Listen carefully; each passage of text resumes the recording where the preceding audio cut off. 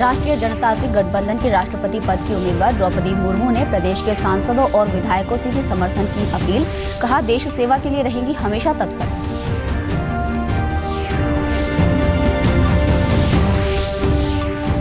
मुख्यमंत्री ने कहा, फिल्म निर्माताओं एवं कलाकारों की सुविधाओं के लिए प्रदेश सरकार बना रही है एंटरटेनमेंट पॉलिसी।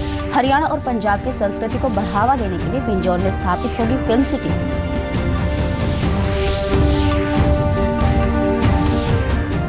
प्रदेश के बिजली मंत्री रणजीत सिंह ने कहा, बिजली उत्पादन में प्रदेश को बनाया जाएगा आत्मनिर्भर। नहरों पर सोलर पैनल के माध्यम से लगाए जाएंगे पावर प्लांट।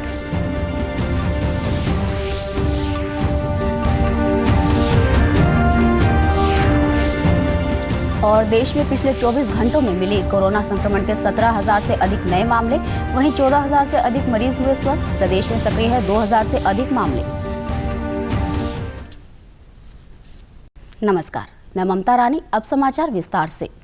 राष्ट्रीय जनतांत्रिक गठबंधन की राष्ट्रपति पद की उम्मीदवार द्रौपदी मुर्मू कल प्रचार करने के लिए चंडीगढ़ पहुंची। मुख्यमंत्री मनोहर लाल, भाजपा प्रदेशाध्यक्ष ओम प्रकाश धनखड़, उप मुख्यमंत्री दुष्यंत चौटाला सहित प्रदेश के सभी लोकसभा व राज्यसभा सांसदों, मंत्रियों व भाजपा और जजपा विधायक ने उनका स्वागत किया। द्रौपदी मुर्मू ने अपने पक्ष में समर्थन की अपील करते हुए कहा कि एक आदिवासी महिला के रूप में उन्होंने कभी नहीं सोचा था कि उन्हें इस पद का उम्मीदवार बनाया जाएगा। प्रधानमंत्री नरेंद्र मोदी ने उन्हें देश के सर्वोच्च पद का उम्मीदवार बनाकर सबका साथ सबका विश्वास के नारे को सिद्ध कर दिया है। वे देश के लिए हमेशा काम करने के लिए तैयार थी, हैं और रहेंगी। उन्होंने कहा कि उन्हें उम्मीद है कि हरियाणा में भाजपा और जजपा के अलावा निर्दलीय के समर्थन के साथ साथ अन्य पार्टियों के विधायक एवं सांसद भी उन्हें समर्थन देंगे। मुख्यमंत्री ने द्रौपदी मुर्मू का स्वागत करते हुए कहा कि उनका जीवन संघर्ष और परिश्रम अतुल्य है। इसी को देखते हुए एनडीए द्वारा उन्हें राष्ट्रपति पद का उम्मीदवार बनाया गया है। यह हमारे लिए गर्व की बात है। उप मुख्यमंत्री दुष्यंत चौटाला ने भी द्रौपदी मुर्मू को अपनी पार्टी की ओर से पूर्ण समर्थन देने की घोषणा करते हुए कहा कि उन्हें पूरा विश्वास है कि वे ऐतिहासिक जीत के साथ राष्ट्रपति पद पर निर्वाचित होंगी। भारतीय जनता पार्टी के प्रदेशाध्यक्ष ओम प्रकाश धनखड़ ने कहा कि द्रौपदी मुर्मू को नेतृत्व के गुण अपने पिता और दादा से मिले हैं। मुख्यमंत्री मनोहर लाल ने कहा है कि प्रदेश सरकार फिल्म निर्माताओं एवं कलाकारों की सुविधाओं के लिए फिल्म एवं एंटरटेनमेंट पॉलिसी बना रही है। पिंजौर में लगभग 60 से 70 एकड़ भूमि फिल्म सिटी के लिए चिन्हित की गई है। इस फिल्म सिटी के माध्यम से विशेष तौर पर हरियाणा और पंजाब की संस्कृति को बढ़ावा देने का प्रयास किया जाएगा। मुख्यमंत्री ने कल चंडीगढ़ में गायक दलेर मेहंदी द्वारा हरियाणा सरकार की उपलब्धियों पर बनाए गए गीतों को रिलीज किया। इस अवसर पर उन्होंने कहा कि कलाकारों को राष्ट्र निर्माण में अपना योगदान देते हुए आम जन को देश व समाज सेवा के प्रति जागरूक और प्रेरित करते रहना चाहिए। बहुत जल्दी एक फिल्म पॉलिसी लेके आ रहे हैं। फिल्म पॉलिसी ਦੇ ਨਾਲ बल्कि मैं आज सोच रहा बैठा बैठा कि ਇਹਦੇ ਨਾਲ एक वर्ड होर जोड़ दईए, फिल्म एंड एंटरटेनमेंट पॉलिसी, ताकि खाली फिल्म तक सीमित ना रह जाए। एक असी फिल्म सिटी की जितों गल है, असी एक छोटा जिहा एरिया, बहुत वड्डा तो नहीं, कोई 60-70 एकड़ का एक एरिया असी पिंजौर ईयर मार्क किया फॉर फिल्म सिटी।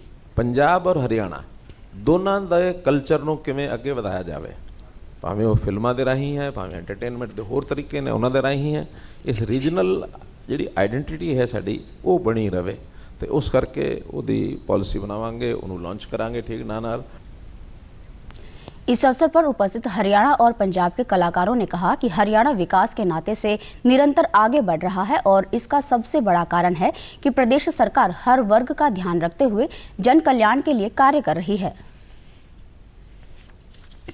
अपने दिलों इन्हां बारे गाया, जुड़िया, कोई दिमाग कोई प्रेशर नहीं, कुछ नहीं। मैं तो सिर्फ भंडारी साहब ने कहा कि गाना है तुसीं, मैं एक बार जी हाँ करती।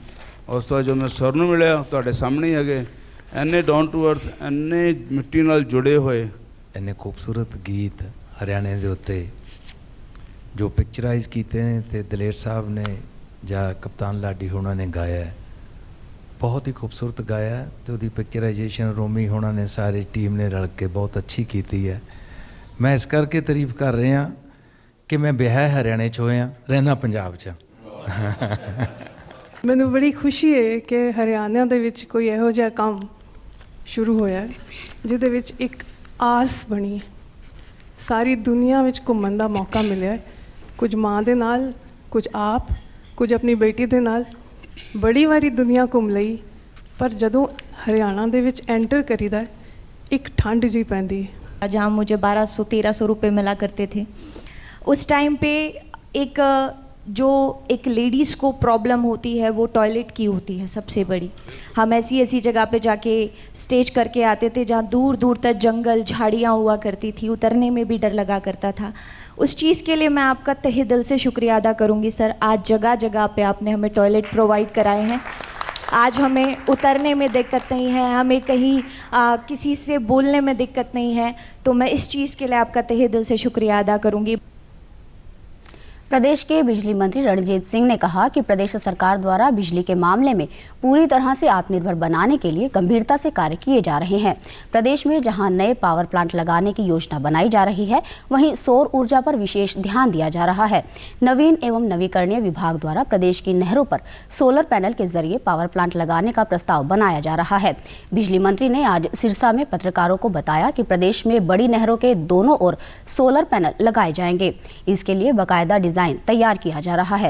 बिजली मंत्री ने बताया कि बिजली उत्पादन के लिए जींद, कैथल, नरवाना और फतेहाबाद में पराली आधारित प्लांट स्थापित किए जाएंगे। इन प्लांट से न केवल बिजली का उत्पादन होगा बल्कि कंप्रेस्ड बायोगैस भी उत्पादित होगी। इस बायोगैस का छोटी गाड़ियों में ईंधन के रूप में इस्तेमाल हो सकेगा। देश में कोरोना संक्रमण के मामलों में लगातार बढ़ोतरी हो रही है। 24 घंटों में 17,000 से अधिक नए मामले दर्ज किए गए हैं और 14,000 से अधिक मरीज स्वस्थ हुए हैं। वहीं देश में कोरोना संक्रमण से स्वस्थ होने की दर 98.54% हो गई है। वहीं प्रदेश में पिछले 24 घंटों में 433 नए मामले दर्ज किए गए हैं, जबकि 537 लोग संक्रमण से स्वस्थ हुए हैं, जबकि 2,486 मामले सक्रिय हैं। केंद्रीय स्वास्थ्य और परिवार कल्याण मंत्रालय के मुताबिक राष्ट्रव्यापी टीकाकरण अभियान के तहत देश में अब तक कोविड रोधी टीकों की 197 करोड़ 84 लाख से अधिक खुराक दी जा चुकी है। प्रदेश में अब तक कोरोना रोधी टीके की 4 करोड़ 40 लाख से अधिक खुराक दी जा चुकी है। रक्षा मंत्रालय ने घोषणा की है कि देश की थल सेना और नौसेना में अग्निपथ योजना के तहत अग्निवीरों की भर्ती के लिए पंजीकरण शुरू हो चुका है। योजना के अंतर्गत थल सेना, नौसेना और वायुसेना में अग्निवीरों की भर्ती 4 साल के लिए होगी। 4 साल बाद इनमें से 25% तक अग्निवीरों की उनकी योग्यता, इच्छा और फिटनेस के आधार पर नियमित किया जाएगा। शेष 75% अग्निवीर 11 से 12 लाख रुपए के सेवानिधि पैकेज के अधिकारी होंगे। दूसरा करियर शुरू करने के लिए उन्हें योग्यता प्रमाण पत्र और बैंक ऋण भी दिए जाएंगे। भर्ती 90 दिन में शुरू हो जाएगी और अग्निवीर पुरस्कार, पदक और बीमा के भी हकदार होंगे। पहले 4 साल में सैनिकों को 30 से 40 हजार रुपए का मासिक वेतन दिया जाएगा। करनाल जिला प्रशासन ने अच्छे मानसून की संभावना को देखते हुए संभावित बाढ़ से बचाव के लिए सभी तैयारियां पूरी कर ली हैं। उपायुक्त अनीश कुमार यादव ने बताया कि संभावित बाढ़ से बचाव को लेकर जिला मुख्यालय पर कंट्रोल रूम स्थापित कर दिया है। विभिन्न विभागों ने अभी अपना कार्य योजना तैयार कर दी है। इरिगेशन महकमे के टोटल फ्लड प्रोटेक्शन वर्क्स में टोटल 15 ऐसे काम थे जो कि इस साल में कंप्लीट होने थे। इसमें कुछ ऐसे लॉन्ग टर्म प्रोजेक्ट्स हैं जो 2-3 साल से उनके चल रहे थे, वो कुछ कंप्लीट हो गए हैं। इसके अलावा जैसे मैंने आपको बताया कि शॉर्ट टर्म प्रोजेक्ट्स में हमारे 2 ऐसे प्रोजेक्ट्स हैं जो नए स्टड्स बनाए गए हैं। और क्योंकि ये फ्लड का जो फिनोमेना है वो एक नेचुरल फिनोमेना है। सिंचाई विभाग के कार्यकारी अभियंता ने बताया कि बरसात सामान्य से अधिक होती है तो यमुना नदी के आसपास के क्षेत्र में बाढ़ आने की संभावना बनी रहती है। इसलिए आसपास के गांव के निवासियों को चौकस रहने के निर्देश जारी किए हैं। जिले में यमुना नदी के किनारों की मरम्मत व स्टड के निर्माण और सभी नहरों व ड्रोनों की सफाई का कार्य भी पूरा कर लिया गया है। उन्होंने बताया कि बाढ़ में फंसने पर या प्रभावित लोग कंट्रोल रूम पर सीधा संपर्क कर सकते हैं। प्रत्येक बाढ़ सुरक्षा केंद्र पर चिकित्सा एवं कर्मचारियों की तैनाती की जाएगी। बाढ़ आने के समय पर्याप्त संख्या में नाव मौजूद रहेगी। रिवर यमुना में जहाँ जहाँ रिक्वायरमेंट थी उस हिसाब से हमने, जैसे लालूपुरा में बिल्कुल जो है फ्लो पिछले जो लो फ्लड आया तो उसमें बिल्कुल इसके पास में आ गया था बंद के, तो वहाँ पे हमने 8 स्टर्स का प्रोविज़न कराया। वहाँ बिल्कुल 90 डिग्री पे फ्लो आता है। इरिगेशन डिपार्टमेंट की तरफ से एक फ्लड कंट्रोल रूम बनता है, उसको फ्लड कंट्रोल रूम हमने बना लिया गया है और उसमें हमने जो अपना नंबर है वो जारी कर दिया है। और प्लस इसमें क्या होता है कि हमारा जो स्टाफ है राउंड द क्लॉक 3 शिफ्टों में इस कंट्रोल रूम में बैठता है, तो जो भी किसी तरह की कोई आपदा आती है या कुछ भी कहीं से कोई इन्फॉर्मेशन आती है तो उसको हम फ्लड रिलेटेड जो भी इन्फॉर्मेशन है वो यहाँ पे मिलती है। गुरुग्राम के उपायुक्त निशांत कुमार यादव ने आज ताऊ देवीलाल स्टेडियम में सिविल डिफेंस के वॉलंटियरों को संबोधित किया। उन्होंने सिविल डिफेंस कर्मियों की टीम को मानसून में जलभराव की स्थिति से निपटने में जिला प्रशासन का सहयोग करते हुए आमजन की समर्पण भाव व तत्परता से मदद करने के लिए प्रेरित किया। उपायुक्त ने कहा कि मानसून शुरू होने को है, ऐसे में सिविल डिफेंस की टीम जलभराव वाले क्षेत्रों में जाकर लोगों की मदद करे। जिला प्रशासन द्वारा यातायात सुचारू करने या जल निकासी को लेकर अलग अलग क्षेत्रों में लगाई गई टीम का भी सहयोग करें। कि जो आने वाला रेनी सीजन है इसमें जहाँ भी वाटर लॉगिंग होगी या ट्रैफिक की कंजेशन होगी वहाँ पे हम सिविल डिफेंस के वॉलंटियर्स कंट्रीब्यूट करेंगे।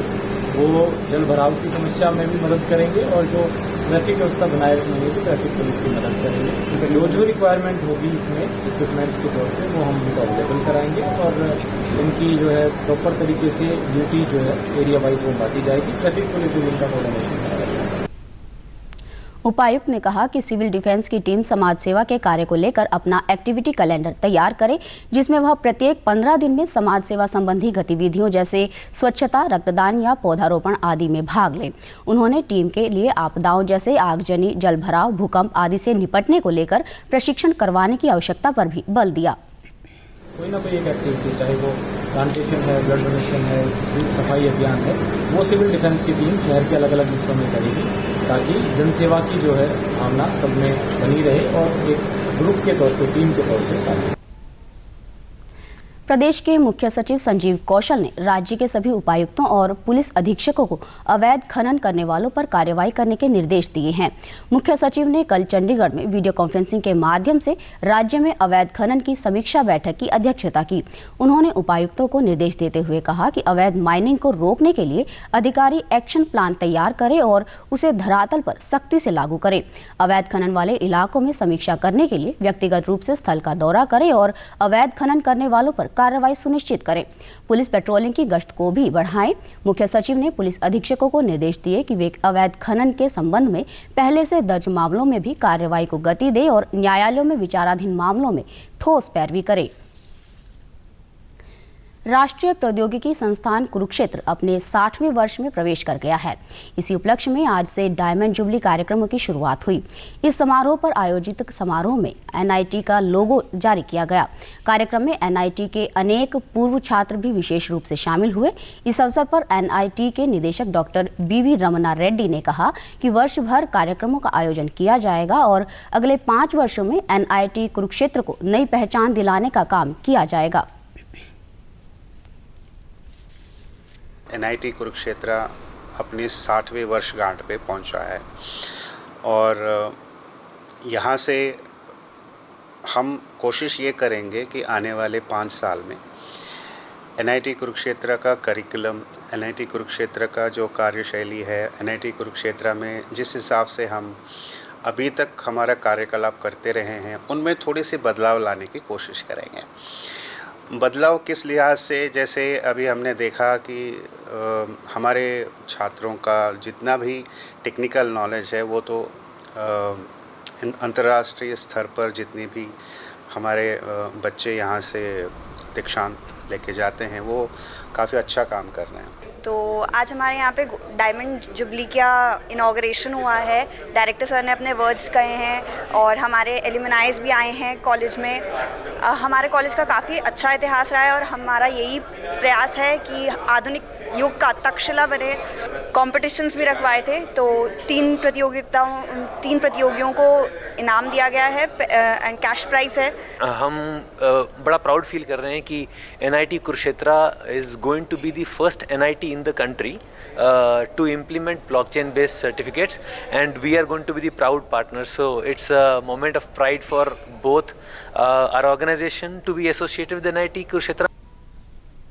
अंत में इस बुलेटिन के मुख्य समाचार एक बार फिर।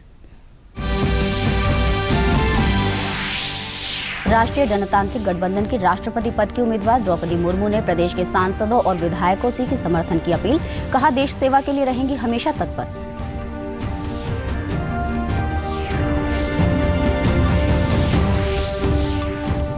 मुख्यमंत्री ने कहा, फिल्म निर्माताओं एवं कलाकारों की सुविधाओं के लिए प्रदेश सरकार बना रही है एंटरटेनमेंट पॉलिसी।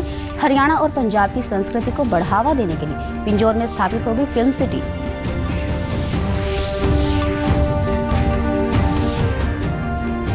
प्रदेश के बिजली मंत्री रणजीत सिंह ने कहा, बिजली उत्पादन में प्रदेश को बनाया जाएगा आत्मनिर्भर। नहरों पर सोलर पैनल के माध्यम से लगाए जाएंगे पावर प्लांट।